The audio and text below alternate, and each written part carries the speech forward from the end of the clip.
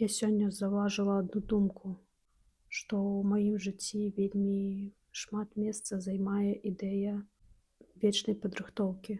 Яна прыходзіць пад выглядам клопату. Табе трэба яшчэ вось гэта давучыць, вось тут патрэніравацца, вось тое пафіксіць, і ты будзеш гатовая. Гэта гучыць лагічна, але насамрэч гэтая ідэя проста крадзе ў мяне час. Яна прымушае мяне верыць, што маё жыццё пачнецца потым, а пакуль мне трэба стаяць у чарзе за нейкай лепшай версіяй сябе.